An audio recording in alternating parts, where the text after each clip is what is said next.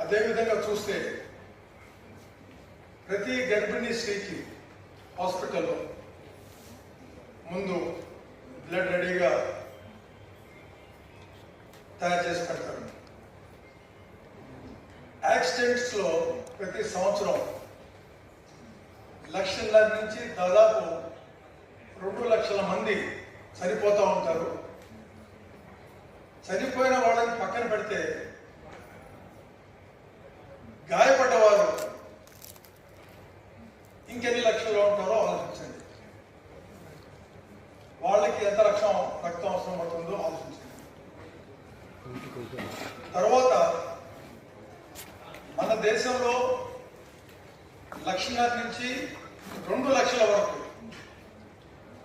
థెలసీమియా బాధితులు ఉన్నారు. థెలసీమియా చిల్డ్రన్. ఈ థెలసీమియా అనేది ఒక జెనెటిక్ డిజార్డర్. పుట్టుకతోనే ఈ వ్యాధి ఉంటుంది. దీనితో పుట్టిన వాళ్ళకి జీవితాంతం ప్రతి నెల ప్రతి 21 రోజులకి 22 రోజులకి బ్లడ్ ట్రాన్స్ఫ్యూజన్ చేయాల్సి ఉంటుంది.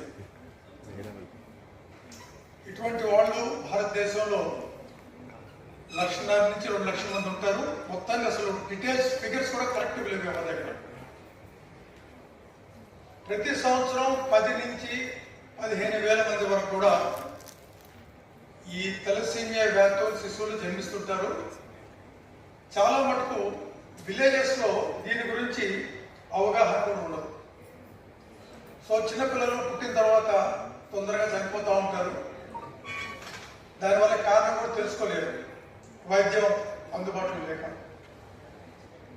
మన యొక్క 2 రాష్ట్రాల్లో కలిపి దాదాపు 10,000 మంది కంటే కూడా ఎక్కువ మంది ఈ థెలసీమియా చిల్డ్రన్ ఉంటారు మన దగ్గర.